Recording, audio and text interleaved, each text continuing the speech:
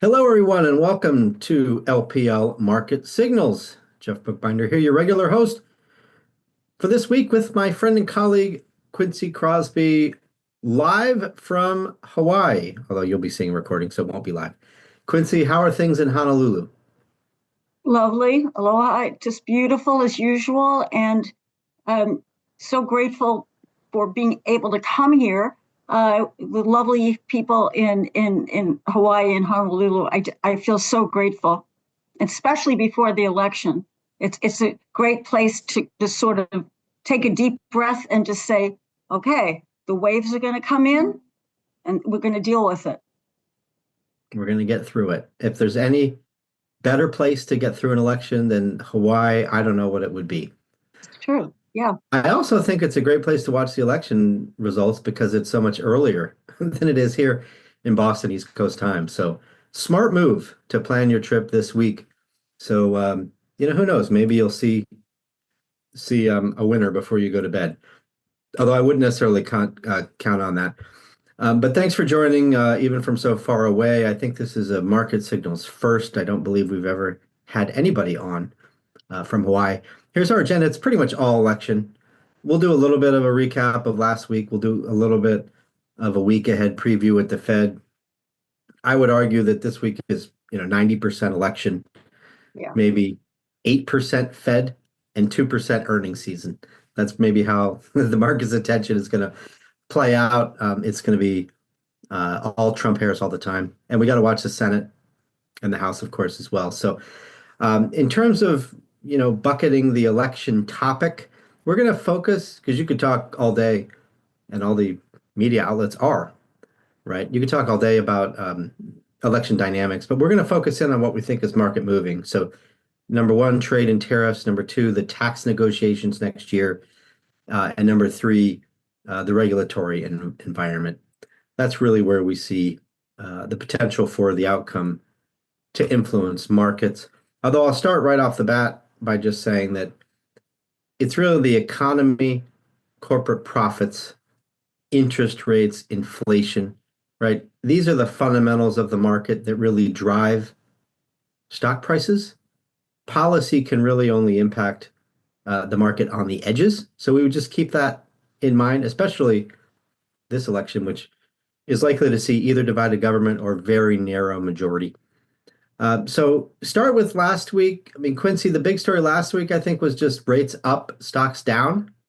The S&P was down 1.4%. We had, the S&P broke its 6-week winning streak last week or 2 weeks ago. So now we've had 2 straight down weeks.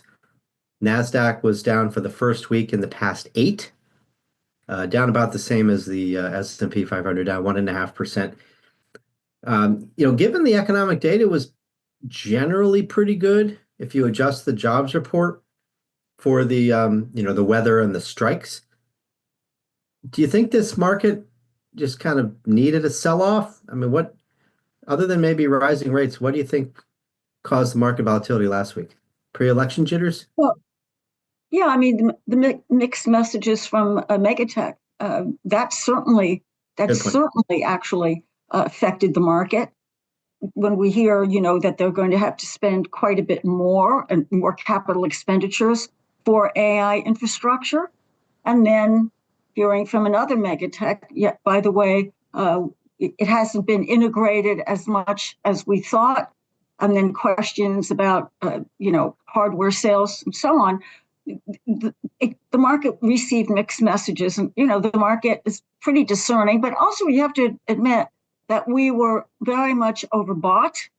And whenever you're in an overbought scenario, normally the market is going to be a bit more sensitive. Now, we've had overbought markets in this bull market that have lasted a very long time, where you're sitting there waiting, what's going to happen to push this market back a little bit, to have the market sell off a little bit. Well, this time, an overbought market, the yields went up, and there was a debate about the treasury yields. Was it about Trump? Was it a signal that the market believes Trump is going to come in and that yields are going to rise because of the tariffs, because of all of the taxes that will be enjoyed by corporations and individuals. That was one catalyst. The other side of that argument was, hey, wait a minute. The economic data releases have actually been quite, surprising to the upside, and that's why the yields went up. But nonetheless, the equity market was not pleased with that, and that became a catalyst for the market to sell off a bit. The question now really is the market telling us what it thinks is going to happen tomorrow at the election? You see the dollar is pulled back, you see the yields have pulled back, and is that the market saying, maybe now we need to adjust our predictions? So it's been confusing. Nonetheless, the question now is, are we oversold? And the market, by all metrics, looks as if we are in oversold territory or getting very close to oversold territory.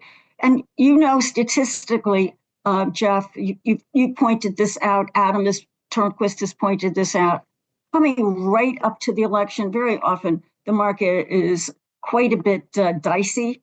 And then we get through the election, and if there's no answer tomorrow night or even by the end of the week, the market can pull back a bit before seasonality actually takes hold, which is positive seasonality. Yeah, good points there. I would add, we had some disappointing guidance from AMD, right? So you had some weakness in semiconductors last week, kind of in addition to the Mag 7 names that reported that were, again, mixed, as you say. So I think that was probably maybe an underreported cause of the weakness, in addition to the rising yields and the some of the weakness in Apple, some of the weakness in Microsoft, a little bit in Meta, et cetera. So let's move on to the bond market and currencies and commodities. I think so. The energy sector was down last week. You actually did have a 5-day decline in crude prices based on the futures market. But I ran these numbers this morning, and they're actually giving you the move in futures for crude today in the 5-day window and removing last Monday.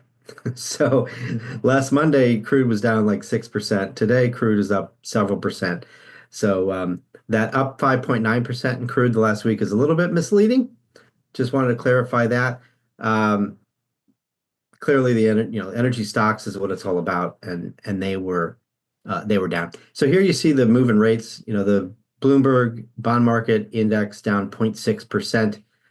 We've lost about 3 points in the bond market recently. The year-to-date return is only 1.4%, as rates have moved higher up to around 4.3.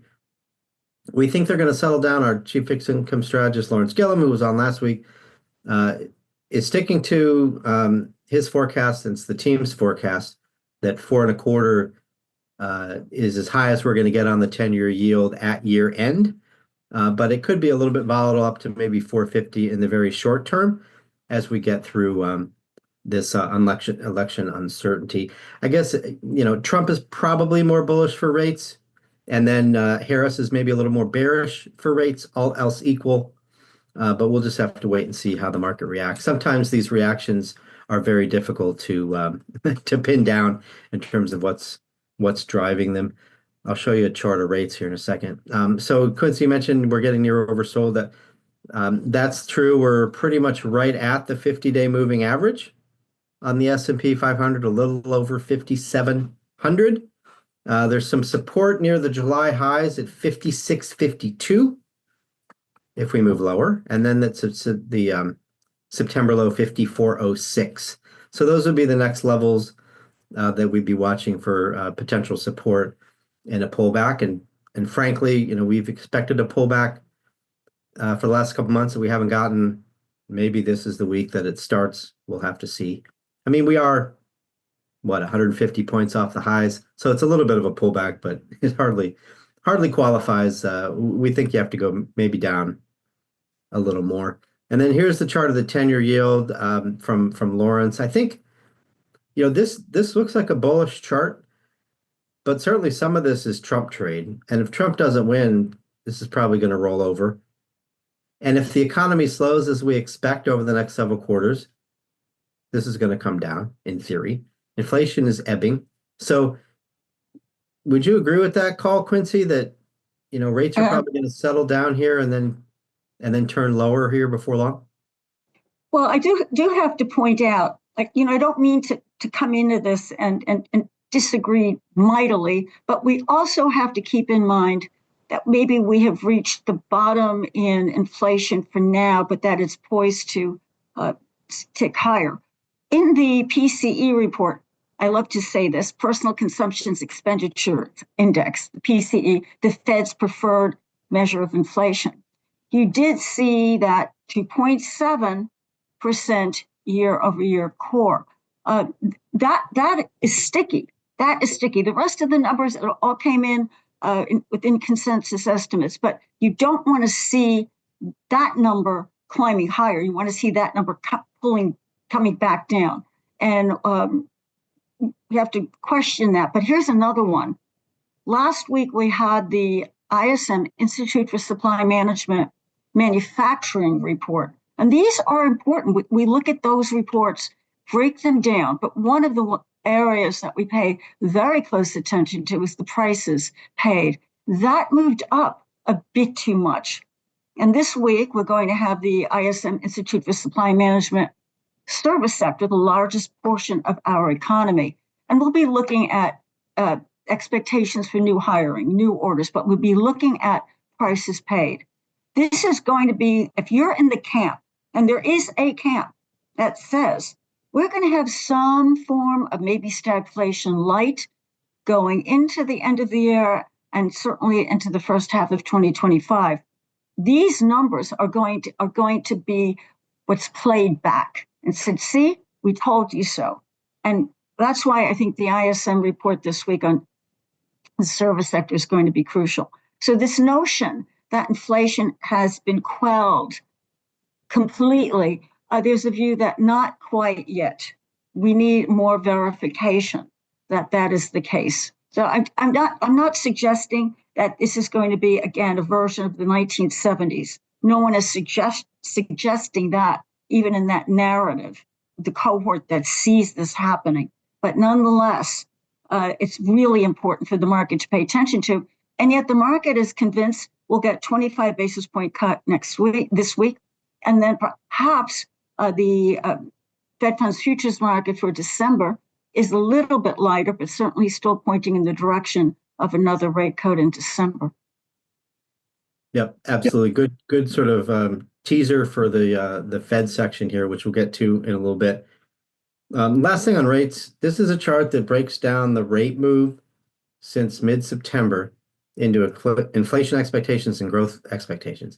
And you see here on this chart, the growth expectations bars in orange are bigger than the inflation expectations, right? So what does that mean? It means it's better economic data and the market expecting better economic growth that's driven yields more so than inflation expectations, which is, tips break evens.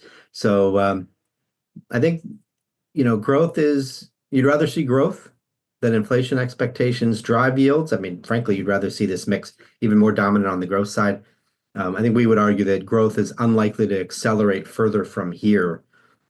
So maybe we've gotten as much out of the growth picture in terms of rates as we're going to get. Of course, we'll wait and see. The election is a wild card. So there's a segue to the election, Quincy, where I want to spend most of the time.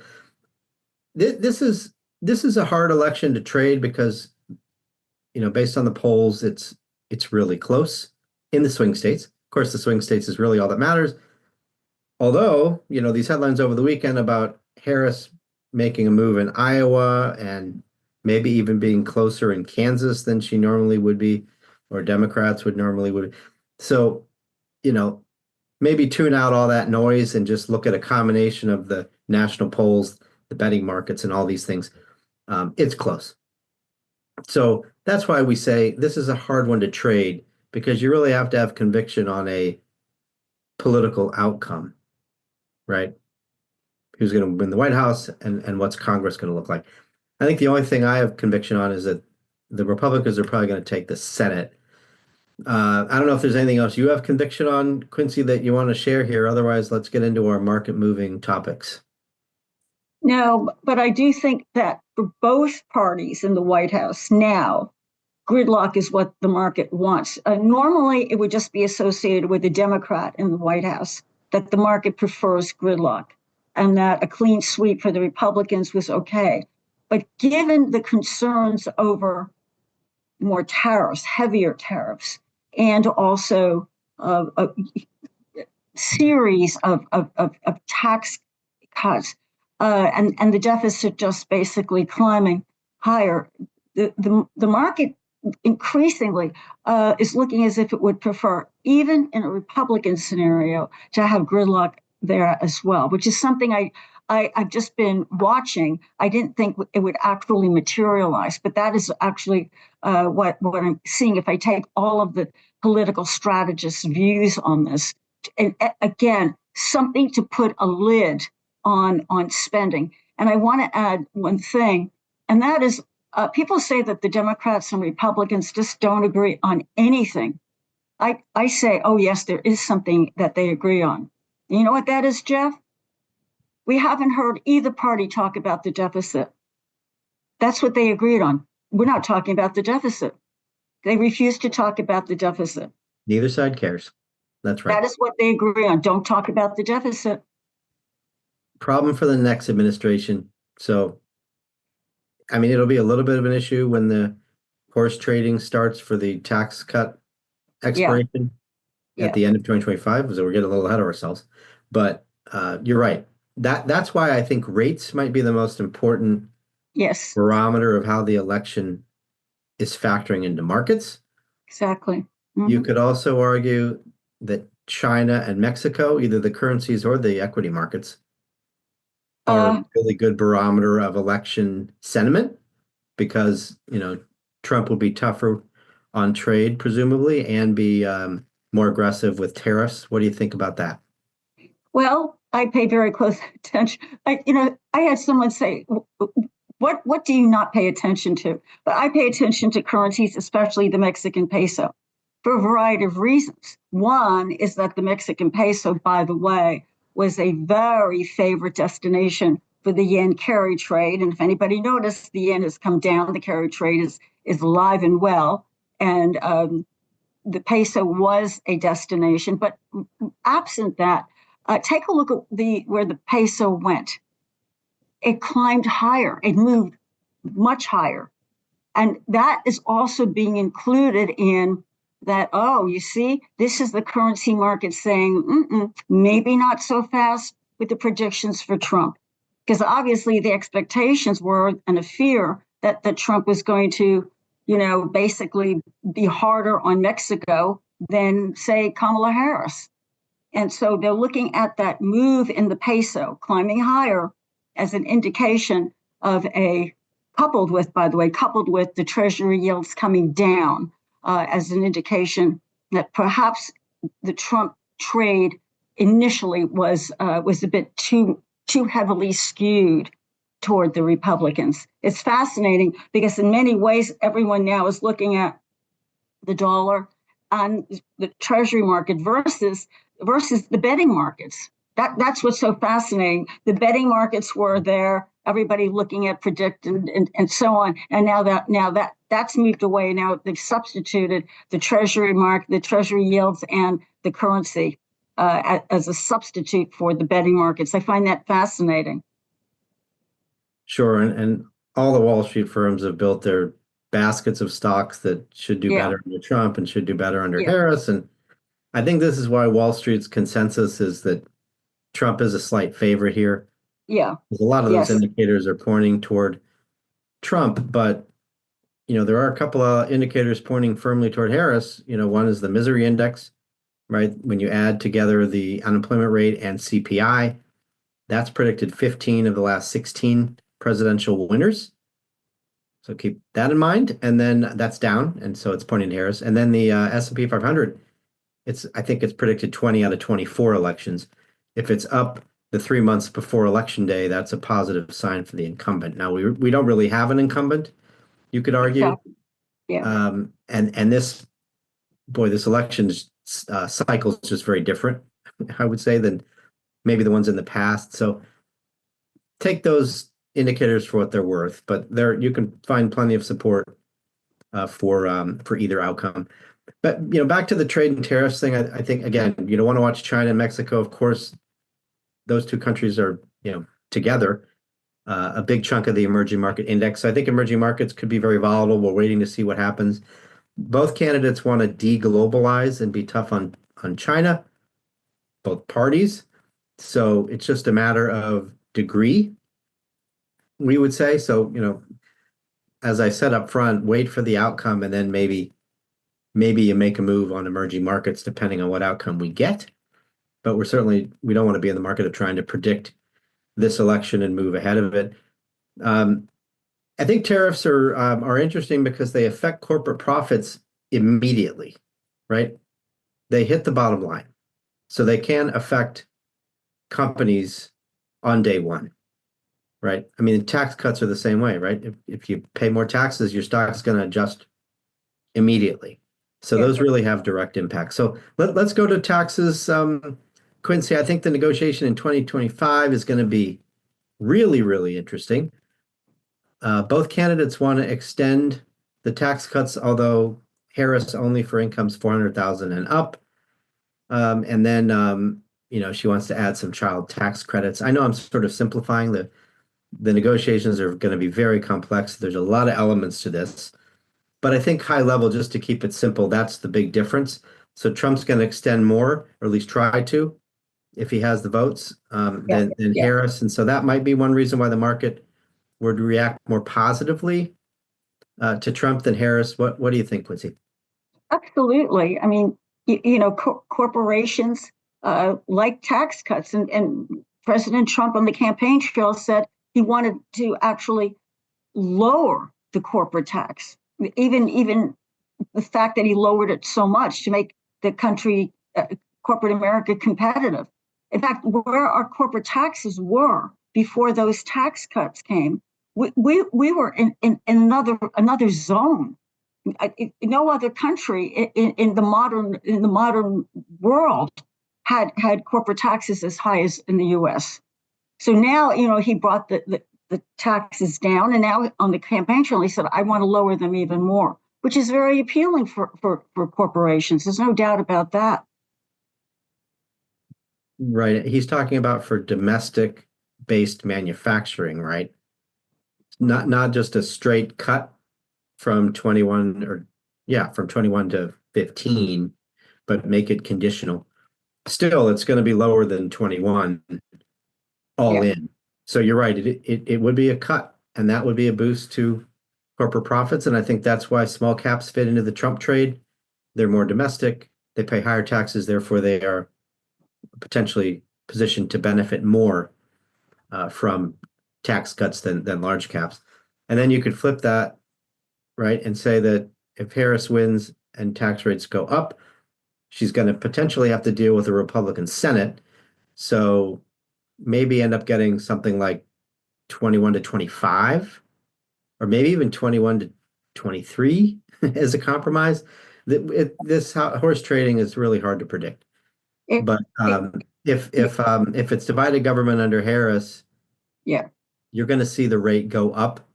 I would say there's a second thing I have conviction on, that corporate rate is going to go up as that horse trading takes place. So I guess all of these outcomes are pretty much extend or extend most.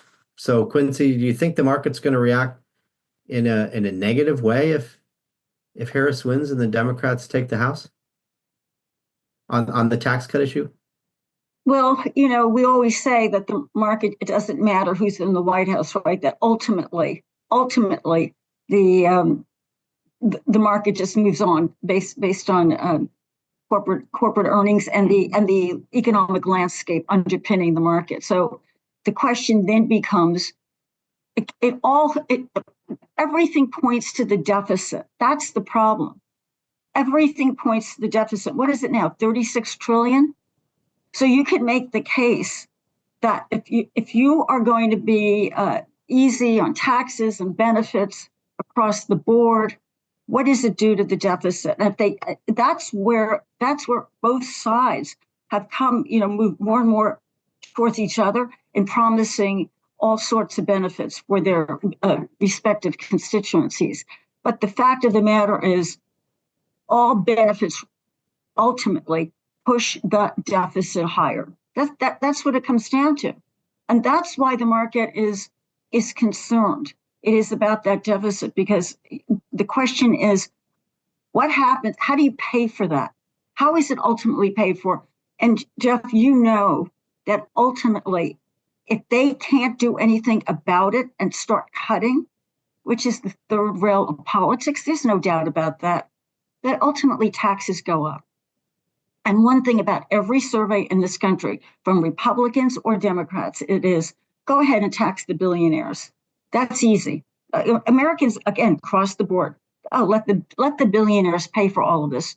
The concern with that is, once you start there, ultimately they start coming down towards where you are. And I will not name names, but the left wing of the Democratic Party has already been out there suggesting, don't have that $400,000 limit of where you tax and don't tax. Let's go down to the $200,000 income earners. That's what happens. So you start with the billionaires, and ultimately you start working your way down. And that's the concern. But the point I do want to make and stress is that every survey I have looked at, from the Republican side and Democratic side, Americans are like, hey, why are you looking at us? We work hard. We have to still deal with inflation, even though you say inflation has come down. Let the billionaires pay for this. And, this seems to be the answer for everything, is allow the billionaires. You see what's happening in the UK, Jeff? Look at how many are looking to get out of there. So that the ones that domiciled, get out of being domiciled in the UK, out of London. Just get the heck out of there, because they're going to tax you across the board. That's always the threat, is that you will lose those billionaires and multimillionaires, and they'll leave, and they won't even be available for any taxes. And that's why you see the international tax rate actually matters too. This global minimum tax. Yeah. That'll be part of this horse trading as well. So they want to try to prevent companies certainly from leaving and going to tax havens. So another example of how complex and multifaceted the tax negotiations are going to be. There's just so many levers. Tariffs aren't enough to pay for tax cuts, not in any meaningful way. So we're going to have to pay for it. Capital gains, Jeff. Capital gains. Oh, sure. We're not gonna get a tax on unrealized gains, but certainly capital gains tax rates. That's a popular tax rate to increase for the Democrats, no doubt. So so this could absolutely cause some market volatility here around tax increases potentially in 2025 or at the end of 2025. Which, of course, are dependent on the election outcome this week or whenever we get the outcome. So last one I want to talk about, Quincy, is deregulation. Of course, this is certainly a key element of the Republican platform, and we've seen it before in Trump 1.0, deregulation on the banks. Helped the banks right after the election in 2016, probably would help the banks again in 2024 if Trump does win. Are there any other, that's kind of obvious. Are there any other sort of regulatory areas that you think people should be paying attention to in terms of, Harris and Trump having different approaches? Yeah, crypto. That's one of the that is one of the areas that has been watched as a tell for Trump, a Trump win, is seeing how crypto is doing. Because the expectations are it will not be as heavily regulated as perhaps under a Democratic win. So that's another area. One other area that is fascinating to me, because I watch the energy sector so closely, is that under Trump there'll be more deregulation or an easier regulatory framework for the energy sector. Here's the irony. The irony is that under Biden, the mergers and acquisition, the deals have been coming nonstop. That began with ExxonMobil taking over Pioneer Natural Resources, one of the biggest players in the Permian Basin. And then after that, there's been one deal after another, all going through. No one has ever heard of, oh, we're holding it up, we're holding it up. And at the same time, U.S. producers have been number one in the world, creating the largest production for any country. So that's what's interesting about it. Now, you could argue as well that the Biden administration, at least in the White House, I'm not going to talk about the progressives, but at least in the White House, understood you better have nice supply because we do not want prices going up at all. We want the prices to come down. But in the business sense, you actually want sort of a bit of a disruption of supply in order to get prices up. So this is where it's interesting. And the question is, if you want to drill, which is, or drill, baby, drill, you're looking at more oil production, and that helps to push the price down. So that's why it becomes pretty tricky. But I think everyone is always surprised. Well, wait a minute. I thought that the Democrats were anti-fossil fuel, not really, not 150% opposed to it, hardly. And that's one of the most interesting ones that I see, because President Trump has tremendous backing from the energy community. Yeah, no doubt. Here's another thing I have conviction on. You could tell me the outcome of the election, I would still have no idea where oil and energy stocks go. Right? I have conviction that I have no idea because, I mean, Trump, of course, you know, the Republicans, more pro oil and gas drilling. And in 2016, the sector started a multi-year run of underperformance. Energy sector did not do well in Trump 1.0. We'll see. This time, of course, could be different, but I agree. Just watch out for energy. It's very difficult to predict. And LPL Research has an underweight recommendation on energy, but that really has nothing to do with the election. It's fundamentals, demand and supply, and the charts. You know, oil's really had a hard time breaking out to the upside. So some really good sort of regulatory topics there, and you know, 3 areas to watch, right? So banks. I guess maybe it's more areas than 3, but it's certainly banks. It's certainly crypto, and it's certainly oil and gas. And I mentioned before emerging markets. So the weekly market commentary this week is on the election and potential winners and losers. So we put oil and gas as a potential winner under Trump, but again, sort of be careful with how you play that, because we might get more supply and lower oil prices in the Trump administration. So I think, again, emerging markets is really interesting as, you know, potential winner under Harris, loser under Trump, mainly China and Mexico, and then small caps being domestic and generally being a little bit higher tax. Those are interesting to watch under Trump. Rates potentially up under Trump, but possibly down under Harris, depending on how much of a Trump premium is already embedded in rates right now at 430 plus on the 10-year. I mentioned banks and financials already. Anything else here that you would highlight, Quincy, as either a Trump trade or a Harris trade? No, I mean, I just think that the overall tone of the market would be positive under Trump. I mean, if the market had a sense that there would be a Trump victory, I would think that the stock market would be higher right now. That's the way I see it. The market typically sees, even though all of the data we have going back to the 1950s is it doesn't matter who's in the White House. The market will do well under both sides of the aisle. But nonetheless, there's a feeling that it's a Republican, they're pro-business and so on. And therefore, I think that if the market believes that Trump is going to take it, if Trump is going to be in the White House, not necessarily a clean sweep, but in the White House, that the market would be up. It's instinctive. That's not scientific. It's instinctive. And you're right that stocks can do well under any political combination. It's really about the economic cycle and the Yeah. corporate profit cycle, Yes. right? Related to interest rates and inflation. Yes. Those things really drive markets. So when the election has been negative for stocks, like in 2008 or like in 2000, you were in recession. That was really what was driving the market, was That's it. That's it. not election uncertainty. Yeah. That election uncertainty shows up in the first month. So this chart just shows you the average gain in the S&P 500 going back almost 100 years. So prior to the S&P 500, it was the S&P 90.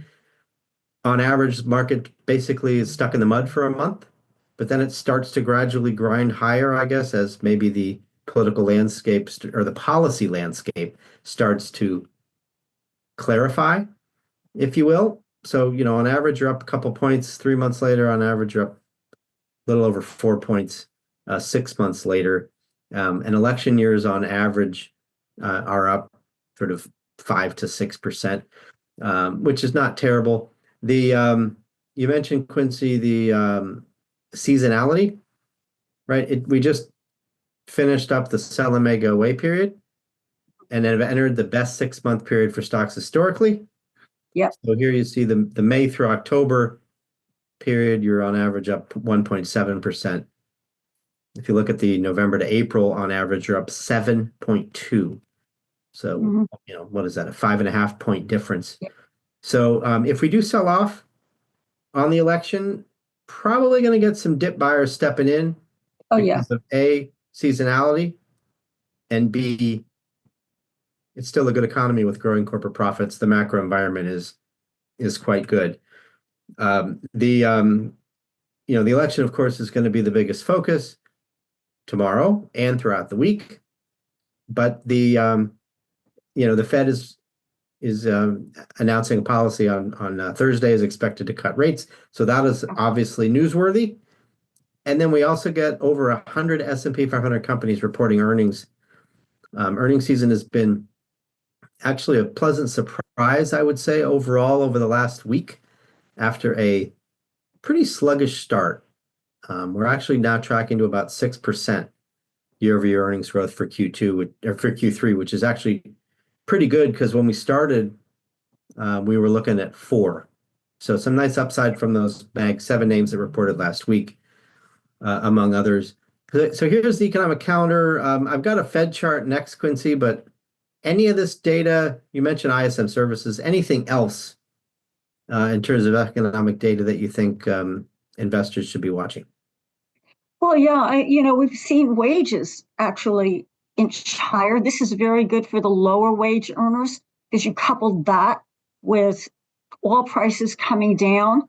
That does help underpin consumer spending, and you've seen overall that you're not seeing those jumps from job to job, and statistically most people jump for higher wages, and the reason that's important is that it helps keep a lid on wages. We don't want wages to go out of control because then what happens is that the employer wants to pass along those higher wages to the ultimate consumer, retail or corporate.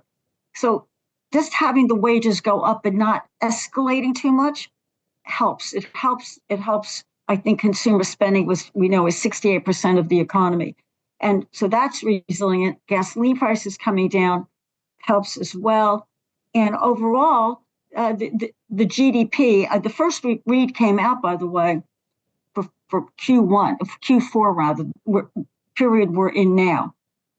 And that's coming in, maybe not stellar, obviously, but certainly solid. And that's what we're looking for, a solid backdrop and underpinning for the market.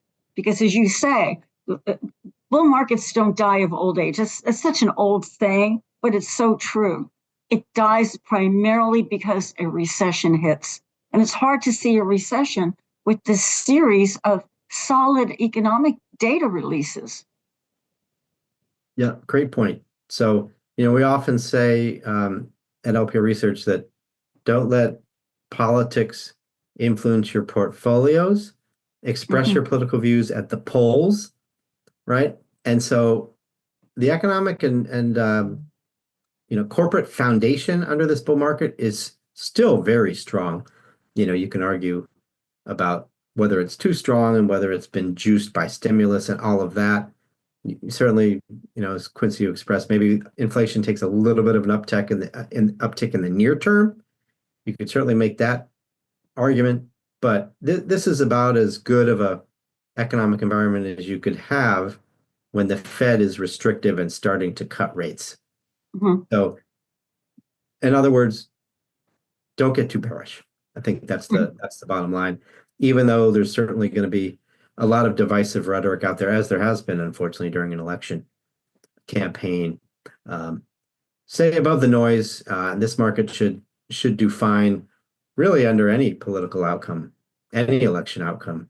I would argue, even if we do get a pullback. So here's the Fed rate cutting expectations in the Fed funds market, and you can see that the 25 basis points this week is 100% pretty much priced in, and even a December cut of another 25 is almost fully priced in, 85% when we ran this at the end of last week. I think it's even inched higher a little bit more today here just in the last couple of hours. So we're going to get a cut. We're probably going to get two.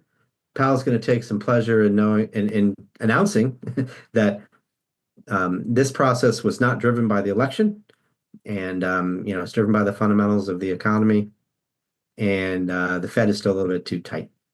So any closing remarks, Quincy, before we wrap up? Yeah, I just want to point out that when we look at the Fed, take a look at the composition of the Fed, of the Republicans and Democrats. You're going to see some very staunch Republicans at the Federal Open Market Committee. That's the group that the policy making. And that's important because many people are taking a look at this and saying, oh, the Fed is being political on the Democratic side. No, I mean, you could see some of the speeches coming out from the Republican side of the aisle at the Fed and endorsing these policies. And keep in mind as well, the Fed didn't always have much independence. Much of it came about, would you say, Jeff, right, in the 70s when the Fed became more independent. But the Fed, again, has been led by Republicans. It's been led by Democrats, but the composition of the Fed is heavily Democrat and Republicans, very staunch Democrats, very staunch Republicans. And somehow they come together as best they can, trying to come up with policy that will help the two mandates. We always have to remember, they are a two mandate central bank.